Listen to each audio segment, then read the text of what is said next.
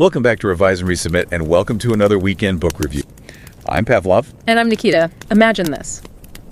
A finance employee gets tricked into sending over 200 million Hong Kong dollars.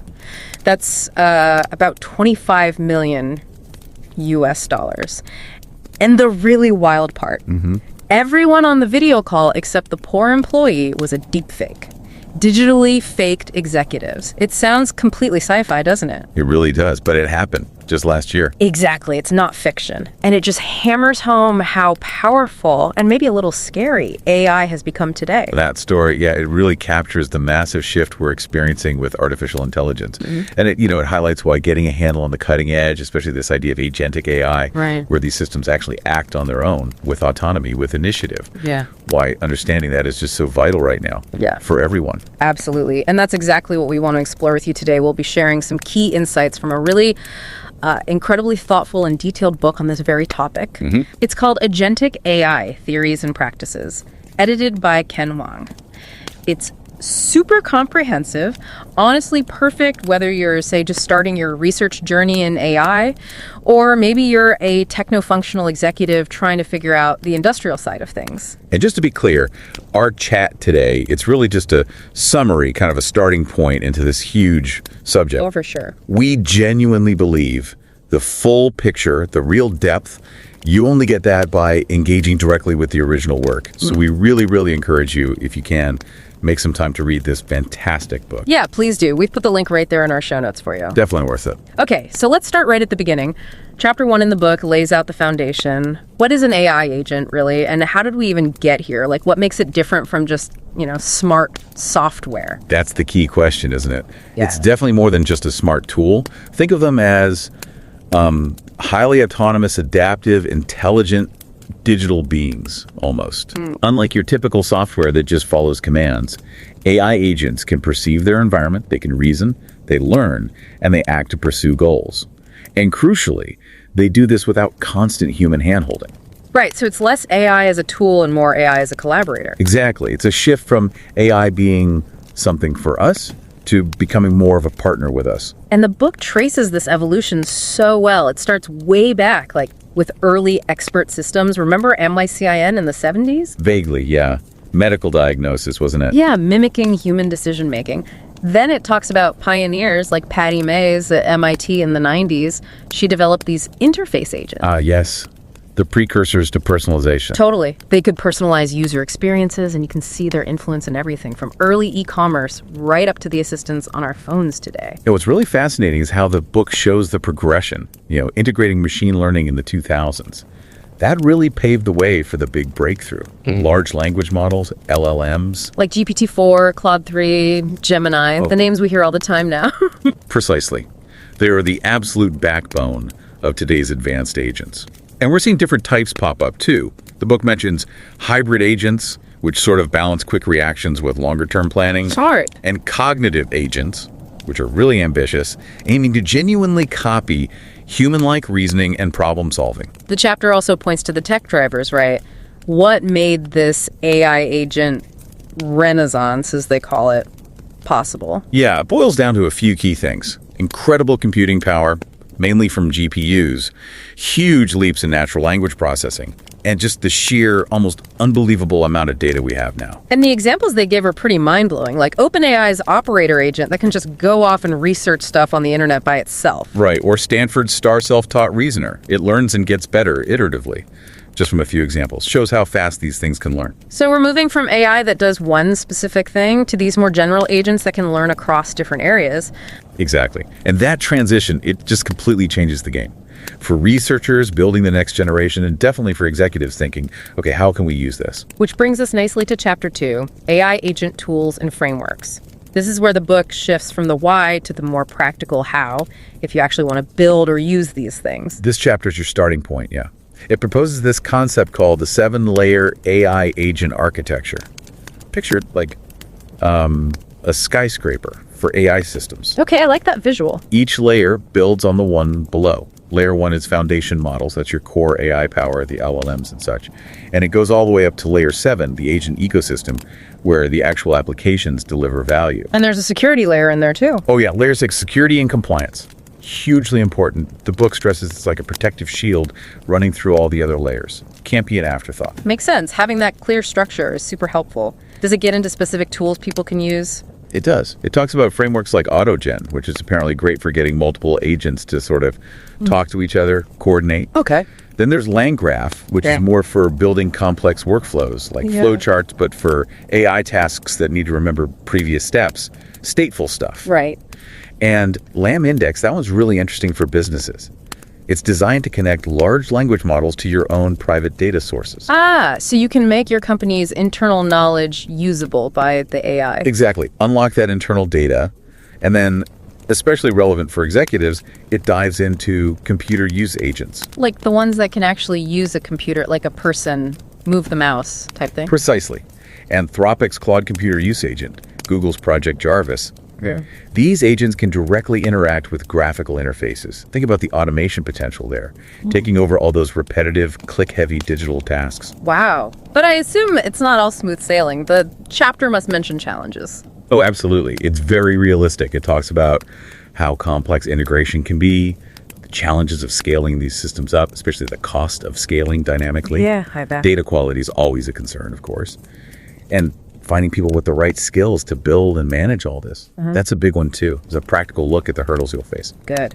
Okay, so from individual agents and tools, Chapter 3 moves on to multi-agent coordination. This is about getting multiple AIs to work together, right? Like that drone light show example you mentioned. Exactly like that. Multi-agent systems, or MS. This is where you start seeing the potential to tackle really complex distributed problems that a single agent just couldn't handle. So they cooperate. Negotiate, even. They can, yes. Yeah. The whole idea is that these autonomous agents coordinate their actions to achieve goals that are beyond any single one of them. The book goes into different ways they coordinate. Sometimes there's a central boss agent. Centralized control. Right? Or sometimes it's more decentralized, which allows for more flexibility, maybe more resilience if one agent fails. And how do they, talk to each other? Is there a standard language? There are protocols. FIPA ACLs is mentioned. It's like a structured language for them to interact. And for just sending messages efficiently, things like protocol buffers and gRPC come up. Okay. It's fascinating how they can share knowledge, figure out conflicts.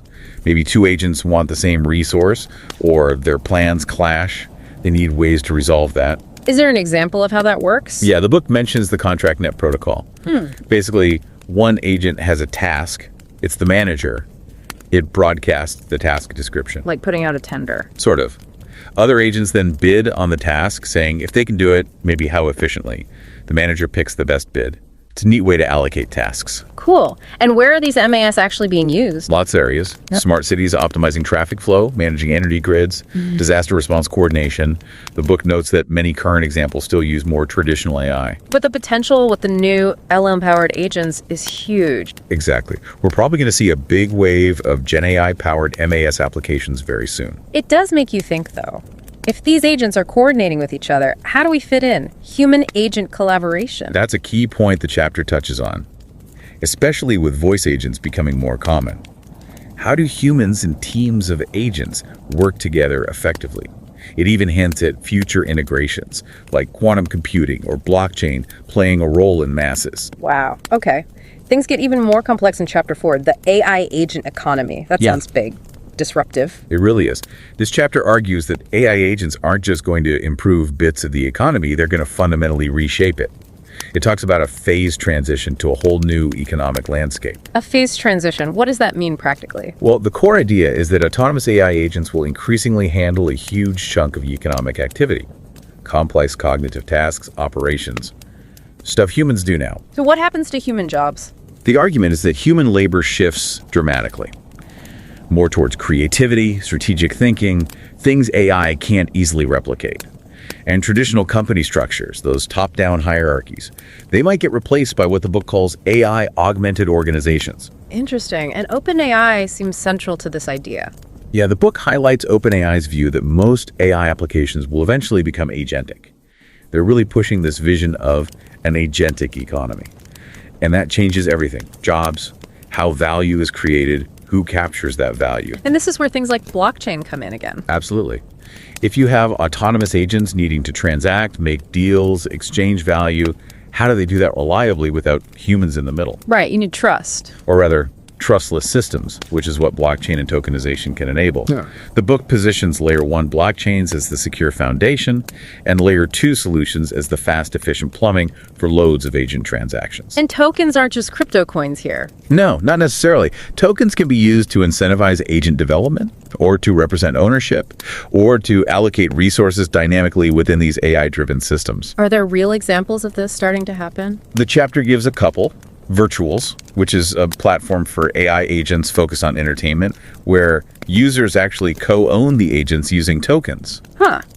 And another case where an agent called Terminal of Truth, or 2T, apparently benefited financially from the success of a meme coin it was associated with. It shows agents potentially influencing and participating in markets. That really does make you think differently about data ownership, privacy, and what kind of legal rules we need for AI agents acting as economic players. Definitely. Big questions there. Okay, moving on. Chapter 5, AI agents and business workflow, seems to bring it back to the more immediate impact on how companies operate. Yes, this chapter is all about how these agents are changing workflows, moving away from those rigid step-by-step processes. Towards something more dynamic and adaptable. Exactly. Imagine AI agents managing your supply chain in real time, constantly optimizing inventory based on demand signals, rerouting shipments. More customer service, maybe. Huge potential there. AI agents that don't just follow scripts, but actually understand customer issues and respond with empathy, almost like a human. The book details how AI enables full automation in loads of areas. Processing data, translating languages, quality control checks, predictive maintenance on machinery. And complex stuff like supply chain optimization too, all faster and potentially more accurately. That's the promise. But it stresses, again, it's not necessarily about replacing all the humans, it's more about new ways of collaborating. How so? What kind of collaboration roles does it suggest? It outlines a few models. AI as an assistant, just helping humans with tasks. AI as an advisor, providing insights from data. AI as an autonomous worker, handling routine stuff independently, and even the idea of an autonomous organization where AI manages major operations, but with humans providing the strategic direction and oversight. Okay, but surely there are things AI agents can't do or shouldn't do. Where do humans still have the edge? Crucial point. The book is clear on this. High-stakes negotiations that rely heavily on emotional intelligence, reading the room, intuition. That's still human territory. Makes sense. Developing truly original strategic vision, creative leaps, making complex ethical judgments, solving problems where the goal itself is ambiguous, those remain uniquely human skills, at least for now. So, for a business leader reading this, what are the practical takeaways? How do you prepare? The chapter offers steps. Start by assessing where AI agents could actually make a difference. Then think about redesigning your workflows specifically for human AI teams. It's not just plug and play. And there's a case study. Olive. Yes, Olive in healthcare revenue cycle management. It's used as an example that shows, look, the tech can be amazing, but your business strategy and understanding the market are just as critical for success. You can't just throw tech at a problem. Right. Good lesson. Okay, now we shift gears quite a bit. Chapter 6, AI agents in offensive security. This is the darker side, isn't it? How bad actors can use this tech. It is, and it's incredibly important to understand this aspect. It's that dual-use nature of powerful technology. Here, AI agents become the sophisticated tools of attackers. How? What kind of things can they do? Automating tasks that used to take skilled humans a lot of time. Things like red teaming, simulating attacks to find weaknesses, discovering new software vulnerabilities automatically, simulating really complex, multi-stage cyber attacks. The book mentions specific examples. It does. Meta's GA Generative Offensive Agent Tester. It's designed to probe large language models for weaknesses by having adversarial conversations with them. And Google has something similar. AI-assisted red teaming. It focuses on automatically creating data sets that can be used to trick or break AI models. And the social engineering aspect. Right. That connects back to the deepfake story, right? Absolutely. This chapter goes deep into how AI is turbocharging social engineering, deepfake video calls like the one you mentioned, AI writing incredibly convincing phishing emails, cloning voices with just a short sample. Makes it so much harder to trust what you see and hear online. It really does. It fundamentally changes the threat landscape. The chapter also discusses AI agents being used in software supply chain attacks, sneaking malicious code into legitimate software during development, or creating smarter malware, intelligent Trojans. It sounds pretty bleak. Is there any upside mentioned in the offensive context? Well, sort of. It also touches on how AI agents can help security professionals find bugs. Bug bounty programs, for instance. Bounty Agent is mentioned for recognizing vulnerability patterns. Deep Fuzz uses AI to intelligently test software and find those elusive zero-day flaws. So AI can be used offensively, but also to help find flaws before the bad guys do. Exactly. It shows AI can be part of the solution on the offensive side too, helping defenders think like attackers. Okay, that provides some balance, which leads perfectly into Chapter 7, AI agents in defensive security, using AI as the good guys, the digital guardians. Precisely. This chapter flips the script and focuses on how AI agents can be our best defense. Think of them as tireless sentinels, constantly learning and adapting. What are their main jobs on the defensive side? Key functions include threat detection, especially using anomaly detection to spot things that look unusual, which might be brand new attacks, 0 days. Proactive vulnerability management, finding weaknesses before they're exploited. And responding to attacks. Yes, providing automated real-time responses, maybe isolating an infected machine instantly, and crucially, continuously learning. They analyze new threat data, learn from past incidents, and refine their strategies using reinforcement learning. They get better over time. And how are these defensive systems structured? Is it one big AI brain? Often, it's more like a team. The book talks about multi-agent systems again, but for defense. Different agents might specialize. One monitors network traffic, another analyzes potential malware, a third correlates alerts. Then they coordinate to handle complex attacks that hit multiple areas. And scalability must be key, especially for big networks. Huge, especially with cloud environments. AI agents running in the cloud can scale to monitor vast distributed systems effectively. What about the human role here? Did the AIs just take over? No, and this is a really important point the book emphasizes for executives. Human-AI collaboration is vital in defense. While AI handles a lot autonomously, human oversight is essential for critical incidents, for making high-stakes decisions. So a human-in-the-loop approach. Exactly. The architectures described often include that. Security analysts review AI findings, approve critical response actions. It builds trust and leverages the strengths of both humans and AI. And for researchers, does it talk about how to train these defensive AIs? It does. It discusses the need for realistic training environments, simulations, emulations, and the importance of standardized ways to test and compare how well different defensive agents perform. Are there examples of this in the real world now? Definitely. Companies like Darktrace are mentioned, Microsoft Security Copilot's another example, showcasing these concepts in action, assisting security teams. Okay, let's switch industries. Chapter 8, AI agents in banking. Banking seems like an obvious fit for AI with all the data involved. Oh, absolutely. This chapter digs into how AI agents are really shaking things up in banking. Not just minor tweaks, but fundamental changes to operations, customer interactions, risk management. What's driving this change in banking specifically? Several things the book points out. First, just the sheer explosion of financial data available. Second, the need for faster real-time decisions. Third, customer expectations. People want personalized, instant service now. Then there's the increasing burden of regulations and compliance, which AI can help manage. And of course, the constant pressure to improve efficiency and cut costs. AI agents tick a lot of those boxes. How are they being used? Credit risk, maybe. Big area. AI agents can analyze way more data points than traditional models, leading to more accurate, holistic credit risk assessments. The book gives that JP Morgan example again, Coin. Right, analyzing thousands of loan agreements in seconds. Exactly. Tasks that took armies of lawyers hours and hours. And fraud detection is another huge one. AI is much better at spotting complex, evolving fraud patterns and reducing those annoying false positives. And customer service, too. You mentioned Klarna. Yes, Klarna's AI assistant handling a majority of customer chats. Bank of America's Erica assistant has managed billions of interactions. It's about providing that hyper-personalized 247 support that customers increasingly expect. The chapter mentions digital workers as well. What's that about? It positions them as the next step beyond current agents. These digital workers are envisioned as being capable of handling more complex multi-step tasks that cross different domains within the bank. More sophisticated automation. So for banking executives, what's the key message? How do they prepare? The chapter lays out a kind of roadmap. It stresses having a clear AI strategy, investing in solid data infrastructure. You can't do AI without good data. And critically, building a responsible AI framework right from the start. thinking about ethics and fairness. Very important. Okay, related industry. Chapter 9, AI agents in insurance. Another data-heavy field. How's AI changing things there? Yeah, insurance is all about analyzing data and assessing risk, so AI agents are a natural fit.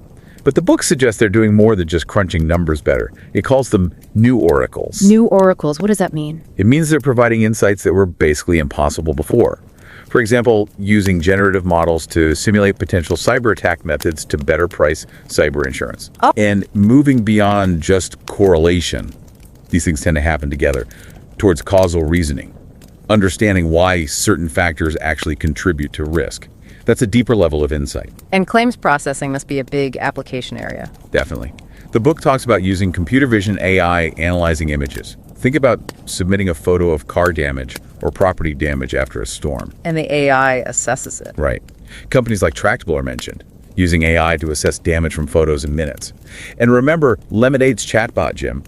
Apparently it can handle simple claims from start to finish, including payment, in seconds. Wow, it's fast. For executives, this is huge. Automating chunks of the claims process dramatically cuts down time and improves accuracy. For researchers, it highlights how AI needs contextual understanding, interpreting unstructured stuff like photos, news reports, even social media chatter to spot emerging risks early. And on the customer side? Similar to banking, it's about personalized engagement at scale. Tailored product recommendations based on individual risk profiles, 24/7 support through chatbots or virtual agents. It's all aimed at better customer satisfaction and efficiency. But again, with ethical considerations. Always. Data privacy is paramount in insurance, and ensuring algorithms aren't biased against certain groups is a major focus. Responsible deployment is key. Makes sense. Let's move to healthcare. Chapter 10, AI agents in healthcare. This feels like an area with enormous potential impact. Absolutely enormous. This chapter shows AI making healthcare potentially more efficient, more accurate, and more accessible across so many areas. Like what? Diagnostics. Yes, enhancing clinical decision support, improving diagnostic accuracy, especially in critical settings like ICUs. It mentions systems like Trial GPT, helping find patients for clinical trials with really high accuracy, over 90% recall. That could speed things up significantly. Hugely. And Google Health's work on breast cancer detection using AI, achieving accuracy similar to human radiologists. That's a major development.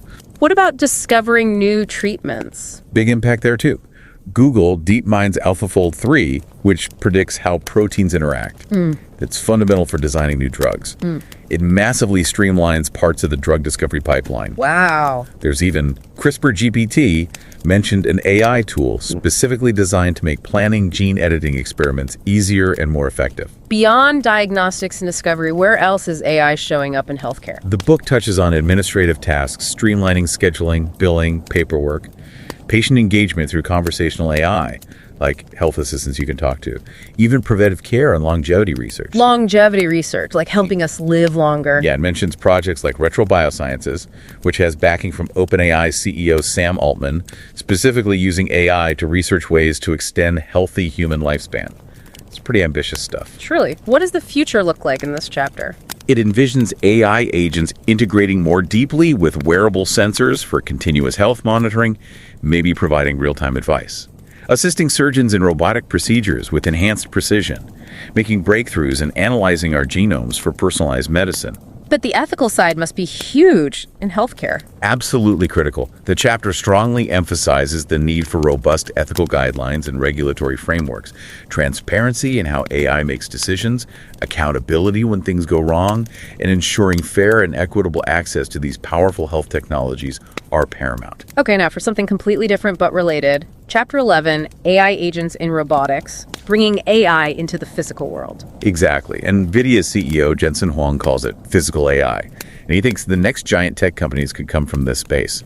This chapter is all about how AI agents allow robots to actually do things in the real world, see, understand, interact, move. How do they structure this? Is there a framework? Yes. The book talks about an agentic framework for robotics. It covers the whole pipeline, perception modules that take in data from cameras, sensors, maybe even using LLMs to understand context, then reasoning and planning modules that let the robot break down a task like clean the kitchen into smaller steps and adapt if something unexpected happens.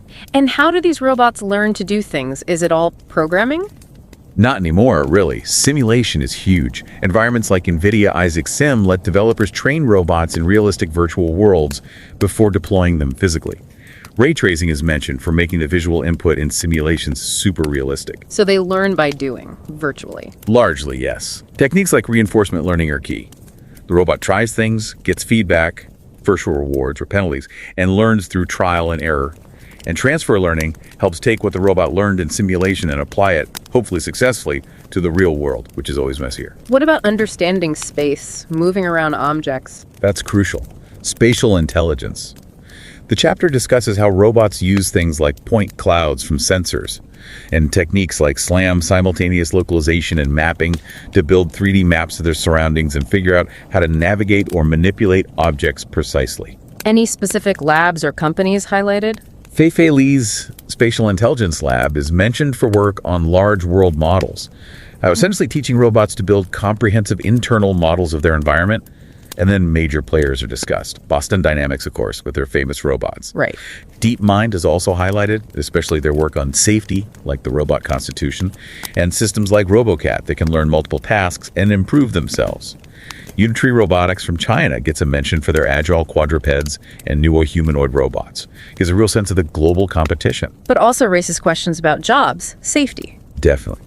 The chapter touches on the need for governance, ethical considerations around job displacement versus new job creation as robots become more capable. Which leads us perfectly to the final chapter, Chapter 12, AI Agent Safety and Security Considerations.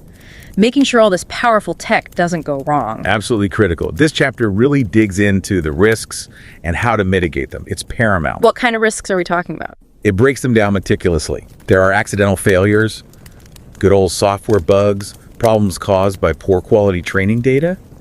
But then there are deliberate attacks. Like tricking the AI. Exactly.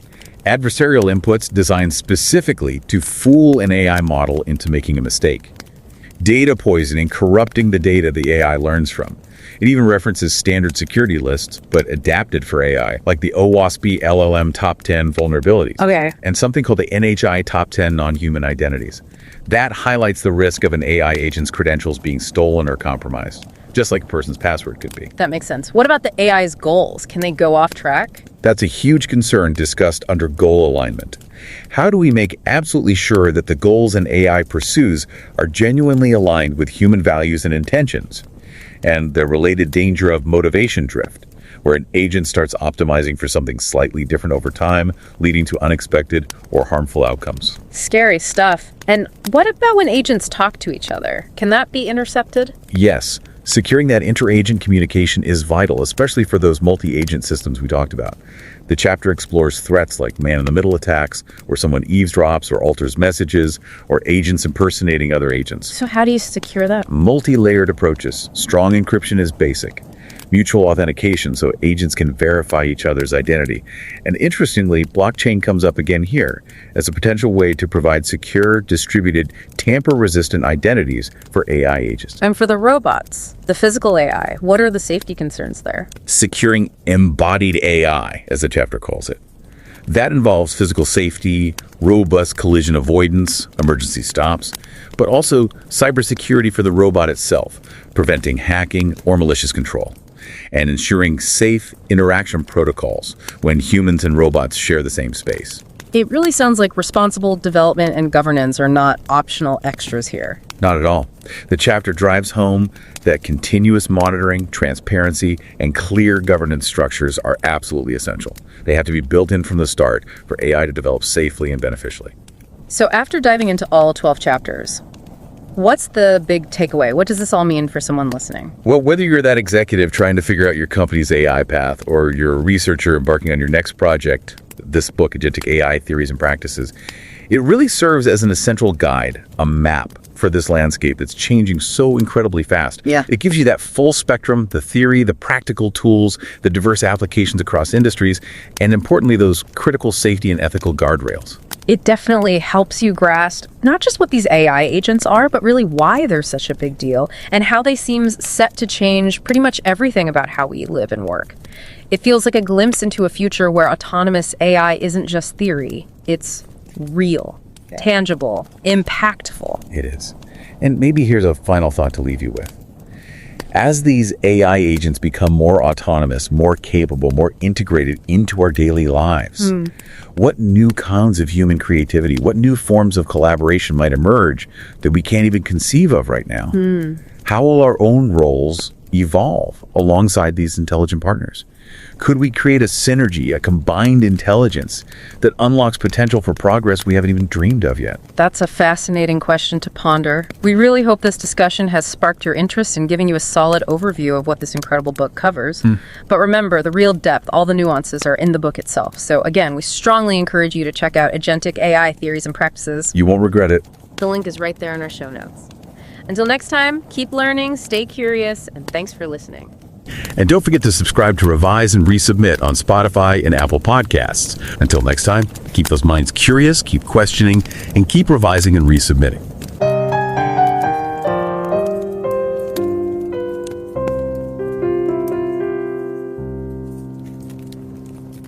Revise and রিসাবমিটে স্বাগত। আপনারা শুনছেন আমাদের weekend বুক review পর্ব। আমি নিকিতা। আর আমি Pavlov. একটু ভাবুন তো, যদি এমন হয় আপনার ডিজিটাল সহকারীরা, মানে যারা এখন গান শোনায় বা ওয়েদার বলে, তারা আসলে নিজে থেকেই আপনার মিটিংগুলো সব গুছিয়ে দিল, দরকারি সব তথ্য খুঁজে রিপোর্ট বানিয়ে দিল, বা ধরুন আপনার হয়ে বেশ জটিল কোনো সমস্যার সমাধানেও সাহায্য করল। এটা কিন্তু বেশ ইন্টারেস্টিং একটা চিন্তা। হ্যাঁ, আর যদি এমন লক্ষ লক্ষ বুদ্ধিমান সফটওয়্যার এজেন্ট, মানে এই সত্তাগুলো একসাথে কাজ করে, আমাদের অর্থনীতি বা ধরুন গবেষণার জগৎটাকে একদম নতুন করে সাজায়, কেমন হবে তাহলে?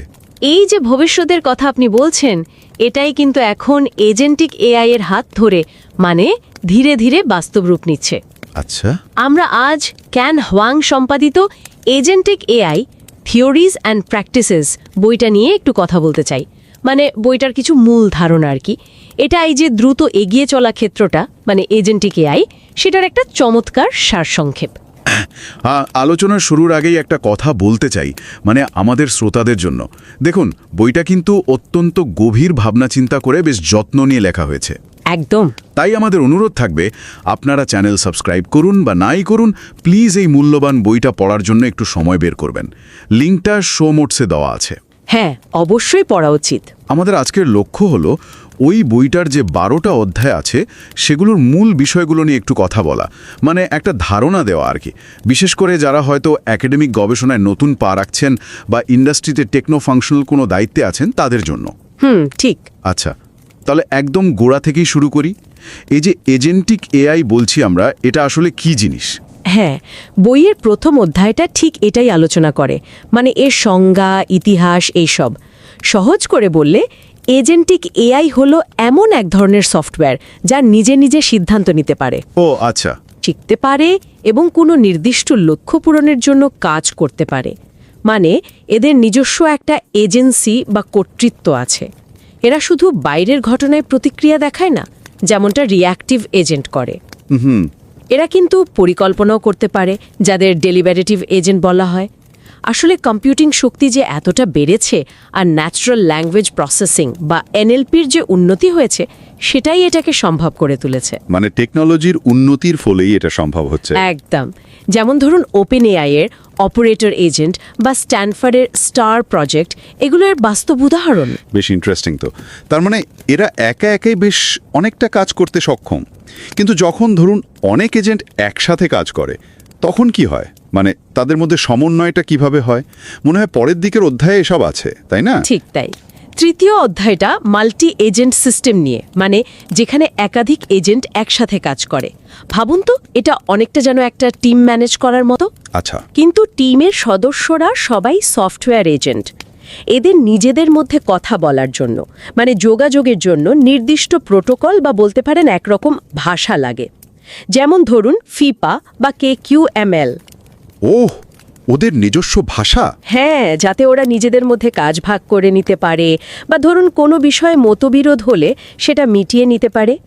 কিভাবে এমন একটা কার্যকর সিস্টেম ডিজাইন করা যায়, সেটাই এই অধ্যায়ের মূল আলোচ্য বিষয়। এটা তো সাংঘাতিক ব্যাপার। পুরো সিস্টেমটাকেই তো আমূল বদলে দিতে পারে। আচ্ছা, চতুর্থ অধ্যায়ে দেখলাম এজেন্টিক অর্থনীতির কথা বলা হয়েছে। মানে বিষয়টা ঠিক কি? চতুর্থ অধ্যায় একটা দারুণ সম্ভাবনার কথা বলে, মানে এমন একটা ভবিষ্যতের অর্থনীতির কথা যেখানে হয়তো এআই এজেন্টরা নিজেরাই ডিজিটাল সম্পদ, যেমন ধরুন ডেটা বা কোনো পরিষেবা, সেগুলোর লেনদেন করবে। এজেন্টরা লেনদেন করবে? হ্যাঁ, হয়তো ব্লকচেইন বা টোকেনের মাধ্যমে। এখানে ডেটা একটা প্রধান সম্পদে পরিণত হচ্ছে। আর শুধু যে প্রতিযোগিতা হবে তা নয়, এজেন্টদের মধ্যে সহযোগিতার মাধ্যমেও কিন্তু নতুন অর্থনৈতিক মডেল তৈরি হতে পারে। পঞ্চম অধ্যায়ে আবার দেখায় কিভাবে এই পুরো ব্যাপারটা ব্যবসার যে সাধারণ কাজের ধারা বা ওয়ার্কফ্লো তাকে প্রভাবিত করছে। কিভাবে? মানে অনেক কাজ অটোমেটেড বা স্বয়ংক্রিয় হয়ে যাচ্ছে, তবে হ্যাঁ, সৃজনশীলতা বা ধরুন নৈতিক সিদ্ধান্তের মতো যে জায়গাগুলো, সেখানে মানুষের ভূমিকাটা এখনও খুবই জরুরি। বুঝলাম। কিন্তু এই যে এজেন্টদের এত ক্ষমতা বা স্বায়ত্তশাসন বাড়ছে, তাতে তো ঝুঁকির প্রশ্নও চলে আসে, তাই না?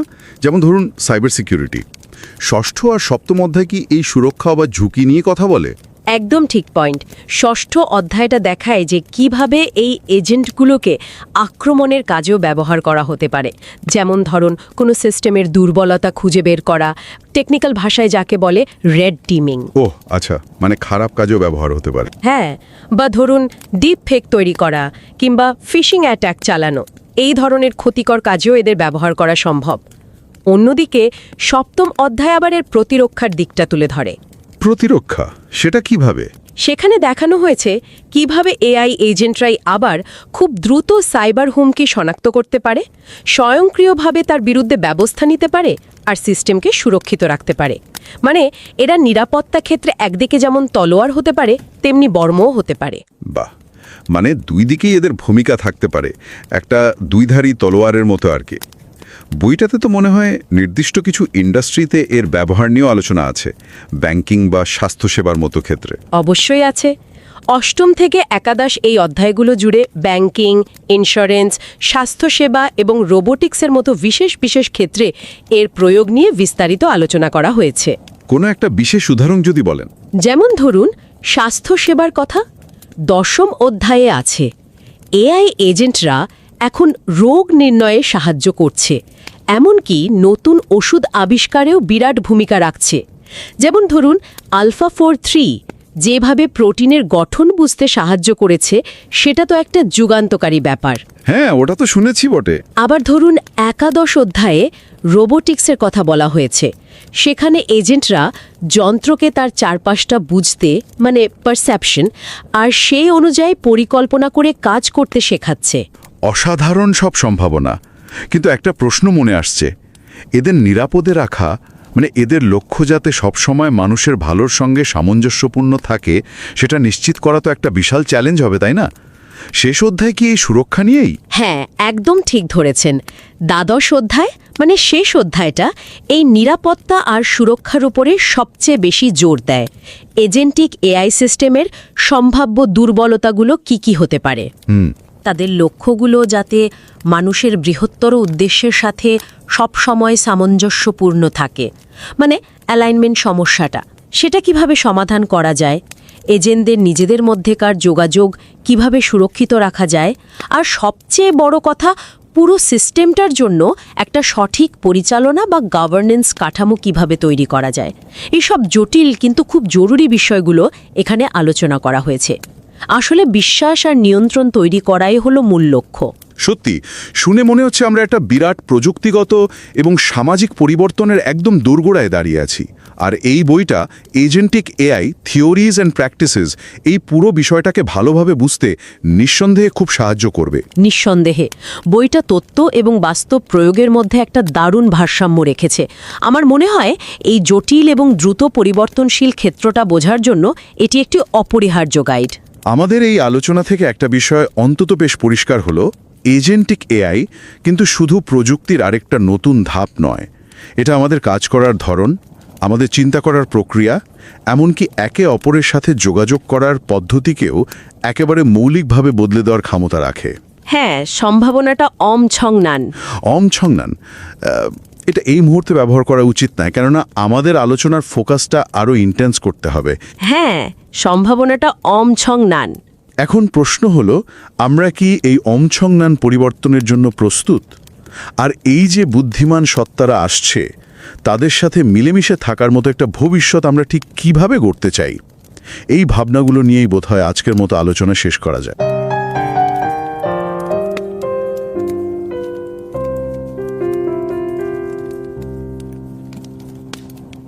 नमस्कार। रिवाइज एंड रीसबमिट में आपका स्वागत है। मैं हूं पावलोव और मैं हूं निकिता। सोचिए, एक ऐसा एआई जो सिर्फ जानकारी न दे, बल्कि मतलब जीव विज्ञान की एक बहुत बड़ी पहेली सुलझा दे। हाँ, जैसे कि प्रोटीन आपस में कैसे इंटरैक्ट करते हैं, कैसे जुड़ते हैं। बिल्कुल। और ये जानना नई दवाएं बनाने के लिए कितना जरूरी है। और मजे की बात यह है कि AlphaFold 3 जैसे सिस्टम आजकल यही कर रहे हैं। ये तो कमाल ही है। सही कहा।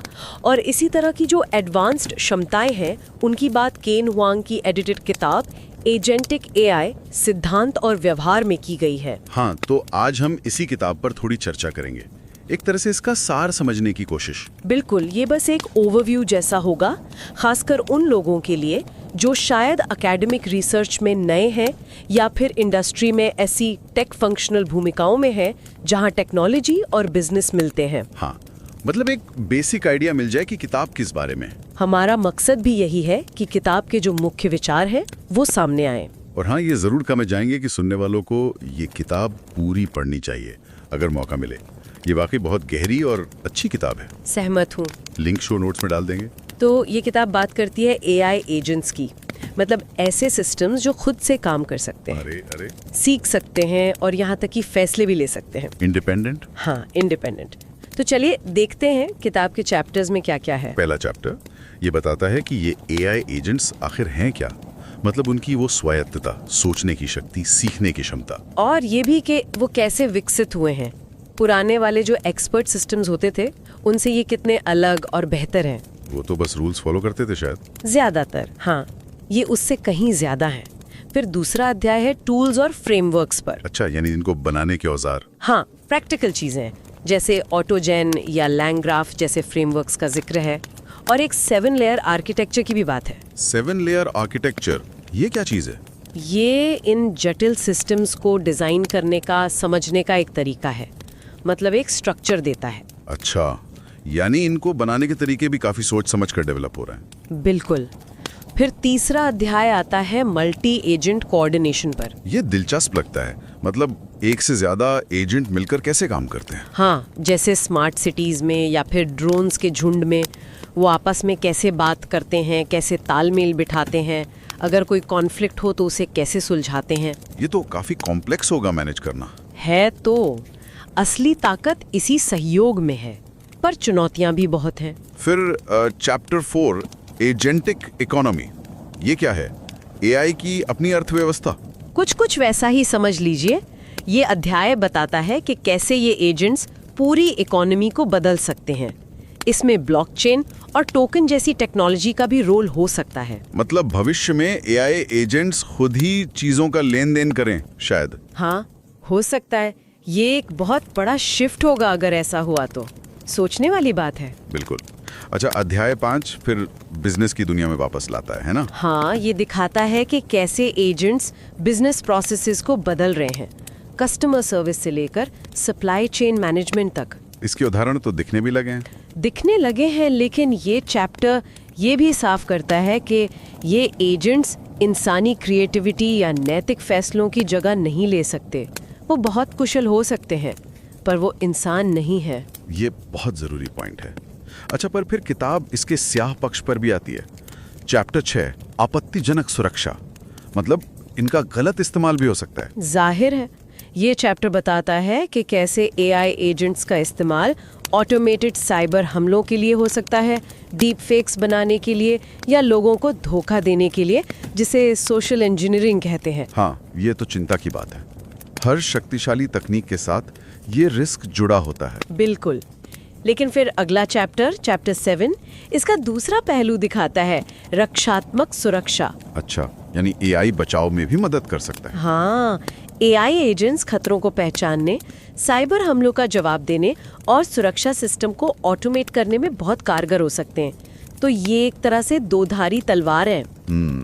इसके बाद किताब कुछ खास इंडस्ट्रीज पर फोकस करती है, जैसे चैप्टर 8 बैंकिंग पर है। हाँ, उसमें फ्रॉड डिटेक्शन, क्रेडिट रिस्क का मूल्यांकन, पर्सनलाइज्ड कस्टमर सर्विस, जैसे बैंक ऑफ अमेरिका के एरिका चैटबॉट का उदाहरण दिया है। अच्छा, और चैप्टर 9 बीमा यानी इंश्योरेंस पर। हाँ, जैसे प्रोग्रेसिव का स्नैपशॉट डिवाइस जो ड्राइविंग के हिसाब से प्रीमियम तय करता है, या लेमोनेड जैसी कंपनियां जो एआई से क्लेम प्रोसेस करती हैं तेजी से। पैटर्न साफ है, ऑटोमेशन, पर्सनलाइजेशन, एफिशिएंसी। बिल्कुल। फिर चैप्टर 10 स्वास्थ्य सेवा यानी हेल्थ केयर में एआई की भूमिका को देखता है। इसमें तो बहुत संभावनाएं लगती हैं, है भी। बीमारियों की पहचान में मदद, जैसे गूगल हेल्थ के कुछ प्रोजेक्ट्स, नई दवाएं खोजना जिसमें अल्फाफोल्ड 3 और क्रिस्पर जीपीटी जैसे नाम आते हैं, और मरीजों से बेहतर जुड़ाव बनाना। ये तो जीवन बदलने वाली चीजें हैं। और चैप्टर 11 ये एआई को असली दुनिया में लाता है, रोबोटिक्स। हाँ, ये चैप्टर रोबोटिक्स में एआई एजेंट्स के रोल, सिमुलेशन एनवायरनमेंट जैसे एनवीडिया आइजैक और फिजिकल एआई के भविष्य की बात करता है। फिजिकल एआई मतलब ऐसा एआई जो सिर्फ डिजिटल नहीं बल्कि हमारे आसपास की दुनिया में काम करे। बिल्कुल, रोबोट्स जो सीख सके और दुनिया के साथ इंटरैक्ट कर सके। कमाल है। और आखिर में चैप्टर 12 शायद सबसे जरूरी सवाल उठाता है, सुरक्षा और संरक्षा। हाँ, सेफ्टी और अलाइनमेंट, इन शक्तिशाली सिस्टम्स को सुरक्षित, नैतिक और हमारे मूल्यों के हिसाब से कैसे रखा जाए, ये सबसे बड़ी चुनौती है। इसमें क्या मुद्दे आते हैं? किताब पूर्वाग्रह यानी बायस की बात करती है, सिक्योरिटी की कमजोरियों की, अनचाहे नतीजों की। हमें ये पक्का करना होगा कि ये टेक्नोलॉजी हमारे कंट्रोल में रहे और हमारे भले के लिए काम करे। सच में ये किताब सिद्धांत और व्यवहार का एक बेहतरीन मिश्रण पेश करती है। हाँ, ये दिखाती है कि एजेंशियल एआई में कितनी अपार संभावनाएं हैं, लेकिन साथ ही किन बातों का हमें गंभीरता से ध्यान रखना होगा। ये एआई एजेंट्स की जटिल और बहुत तेजी से बढ़ती दुनिया को समझने के लिए एक वाकई अच्छा रिसोर्स है। हाँ, एक अच्छी शुरुआत देता है, और जैसा हमने कहा, ज्यादा गहराई के लिए तो मूल किताब पढ़ना ही सबसे अच्छा है। बिल्कुल। और चलिए सुनने वालों के लिए एक सवाल छोड़ जाते हैं। हाँ, आने वाले कुछ सालों में ये एजेंटिक एआई टेक्नोलॉजी आपके जीवन या आपके काम के किस पहलू को आपको लगता है सबसे ज्यादा बदल सकती है? सोचने वाला सवाल है। इस पर जरूर सोचिएगा।